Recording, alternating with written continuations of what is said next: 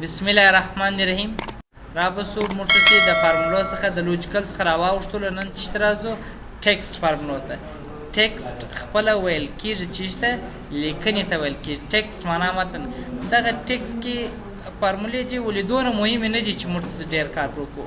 نو اول په دا ځای کې بهات ټیکسټ لري. د بهات ټیکسټ وظیفه دا ده که غواړو چې موږ تاسې عدد په تایلنډي ژبه باندې واړو چې په تایلنډي ژبه کې موږ یو عدد لیکو. څنګه یې ولیکو؟ دا د ده وظیفه ده چې د تایلنډي ژبه په حروفو یې لیکئ. کله چې پر بهات ټیکسټ کلیک وکړئ دی وایي کم نمبر دی. مثلا زه ورته نه اتیا چې زه په تایلنډي ژبه باندې لیکم سره کم لیکل کېږي. هغه په دې شکل لیکل. بل په دا ځای کې چې موږ لرو دغه چار چې دی دا اصلا د کرکټر مخفف دی. کرکټر ویل کېږي تور ته چې ته ماته د کرکټر په شکل ته وښیې. کرکټر ګوره موږ چې په کمپیوټر کې یو عدد لیکو. مثلا زه غواړم چې ا ولیکم په انګلیسي کې. د کمپیوټر ژبه چې ده هغه باینري ده او باینري ویل کېږي صفر یو ته. موږ چې په کمپیوټر کې ا لیکو زموږ په کمپیوټر کې ا نه لیکل کېږي. د ا دپاره خپل کوډ شته چې هغه څو دی؟ 9 دی. 9 دی.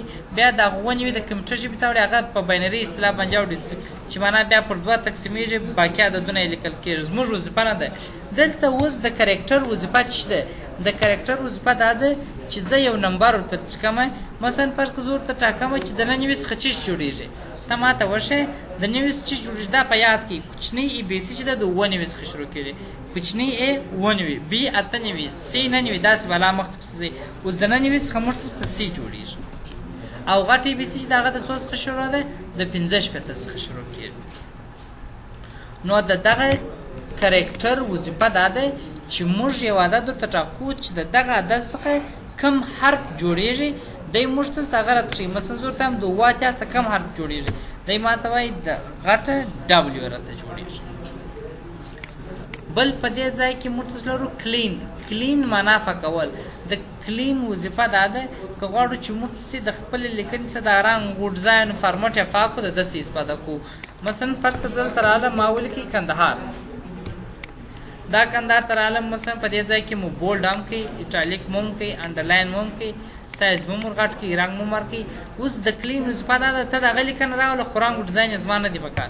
مساوي کلین قوس کلاس کومه لیکنه ده؟ دغه لیکنه قوس باندې انټر کړه کندهار ته راولي ساده ډول. دا اسانه لار دا ده چې تاسې دا څومره وصلی شئ. مساوي دا خانه چرخه مې ده. هره لار چې ستاسو دپاره اسان. بل په دې ځای کې چې تاسو لرئ کوډ لرئ.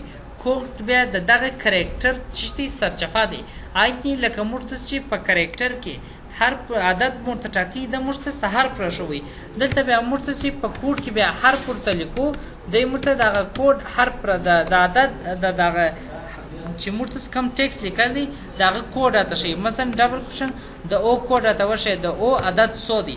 یعنې د او کم عدد هغه دغه ابجد توري ته څه ویل دي په هغه په الفبا په سپاره کې دغه شان د کمپیوټر ژبې 111. او بل په دا ځای کې موږ دلته چې لرو کانټیننټ فنکشن لرو. دا کانټیننټ فنکشن لا مهم دی. کانټیننټ فنکشن که غواړو چې 2 لیکنې سره یو ځای کړو د ده څخه استفاده کوو. 2 نه د 2 څخه زیاتې لیکنې. مثلا په ځینو ځایو کې داسې چې دلته لیکل شوی ټایټل په دې ځای کې لیکل شوی فرست نیم، په دې ځای کې لیکل شوی لاست نیم، دلته لیکل شوی فل نیم چې معنا ته دغه چې دلته زه تخلص دا شان لیکم فل نیم یې دلته راوله. دغه دپاره موږ د څه شي استفاده کوو؟ د کانټیننټ فنکشن څخه کومه لیکنه ده؟ زه ورته همدغه ټایټل دی د فرست نیم او د لاست نیم سره یې ځای کړه انټر او دا فارمول داسې راکش کړه. اوس که تا ته یو مار ملخ رالی چې مثلا هغه څه دی فرض کړه مسټر دی سره مې احمد الله په دې ځای کې مثلا تخلص څه دی مثلا فرض کړه کاکړ احمد الله کاکړ ګوره هغه خپل د جوړېږي. نو فل نیم په اتوما ډول تا ته خپله لیکل کېږي. دغه کانټیننټ فنکشن دی. د دغه پر ځای تاسو کولی شئ د دا پر ځای دغه نښې استفاده کړئ. دا خانه اینډ په شفټ 2 کې دی. ښه دغه خانه اینډ دغه خانه د دا خانې سره یو ځای هم یو ځای کېږي. هېڅ فرق یې نشته. بیا هم دې ځای ته راځو. بل په دې ځای کې موږ لرو ډالر. د ډالر وظیفه دا ده که غواړو چې موږ عدد د څه شي د کرنسي فارمټ ته واړو دلته کولی شو. مثلا فرض کړه دلته راغلم مساوي ډي او ډبل ال AR قوس لاس دی وایي څو اړه زور ته هم ته ماته دغه عدد واړو ډالر دی قوس باندې انټر کړه مثلا زه دلته لیکم مثلا 800 دی ډایرکټ راته 800 ډالر لیکي او دغه د ډالر نښه ماته سته په دې ځای کې ویلو چې تاسو کرنسي ورکړئ بیا فارمولا سره راځو بل په دا ځای کې موږ لرو ایگزاکټ معنا کټ مټ آیا دا شی د دغه سره یو شی دی که یا هر کله چې دوی لیکنې یو شی نتیجه ټرو که نه فالس دی غلطي مثلا فرض که زه ورته لیکم په دې ځای کې زما شرط دا دی چې دا کم نفر راځي هغه باید کمپوزیشن پوره کړي A ګریډ پکې که A ګریډ کامیابه کړي که نه مې کو خو زما شرط A ګریډ دی زه ورته هم که چیرې دغه نفر دلته ګریډ پوره کړي ما په دې څپه کې ګریډونه وکړي چې دا نفر باید ګریډ پوره کړي په دې ځای کې زه دلته لیکم مثلا فرض کړه نیم په دې ځای کې لیکم مثلا ګریډ چې دغه نفر ګریډ چشتي اوس زما ګریډ دلته چشتي مساوي ایگزاکټ مساوي ایگزاکټ قوس لاس آیا دغه لیکنه کاما یو شی د مثلا دغه ګریډ سره هغه 4 ګریډ یې په هره صفحه کې چې ستا ګریډ یې مثلا فرض که زه به دا نیم بېرته سره واړوم په دې ځای کې راته راوله قوس بند انټر یې کړه اوس زه دلته راځم په دې ځای کې زه لیکم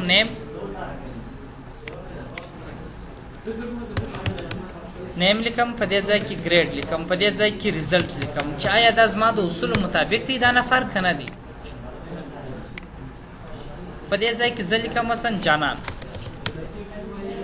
د ګریډ وړ دی کم ګریډ A ګریډ ډایرکټ دا زما د اصولو مطابق شو ځکه په هغه ځای کې د زما چې پوره کړی دی زما A ګریډ یې پوره کړی دی او که اوس ګور ځکه دا راکاش کمه نو خو دا بره په ټولو کې داسې راته راځي اوس دلته هم راله دا په دې خاطر چې د بره ماته دغه خانه راوستی دی زه غواړم چې په ټولو کې دغه یوه A ګریډ راسي نو بیا به تاسو دلته چې پریس کوئ آفرین F4 چې موږ ول د ډالر نښه راسي چې دا مانه دا خانه راته کاپي کوي انټر کړه دا ټوله فالس دی جانان کم پوزیشن دی جانان بی پوزیشن دی دستا اصول نه جی پرکړ دامه کامیاب کو تو ایر کم پوزیشن دی A پوزیشن دی ډایرکټ ستا پوزیشن د پرکې دا دواړه کامیاب یعنی دا دواړه ستا پر اصول برابر دي دا نور نه جی برابر دغه ته ویل کېږي ایگزاکټ معنا کټ مټ آیا دا زما پر اصول برابر دي که یا 1 2 3 4 5 6 7 8 دا بلا وایي بل په دې ځای کې لرو فایند معنا پیدا کول کنټرول F لکه موږ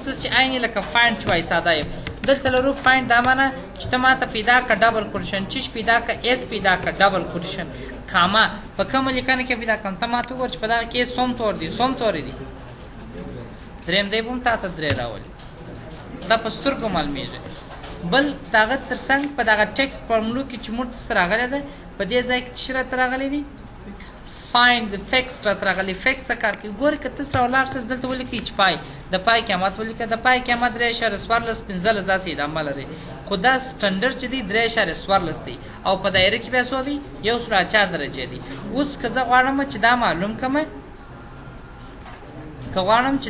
کړم چې دا دغه دقیق څو دی چې معنا راوند اپ سي چې د لپاره موږ کو فکسډ FIXED قوس لاس پای ته د پای قیمت راته وښیي بیرته قوسونه باندې انټر کړئ تا ته 3.14 دی یعنې د پای فکسډ قیمت چې هغه اشاریه وشی ورنلري 3.14 دی دغه د فکسډ بس دغه لاس فارمولې سي دا به نور بیا وروسته دغه فکر کوم دا د پای قیمت به 104 درجې دی که 360 درجې دی بیا تاسو فکر کوم 4 درجې دی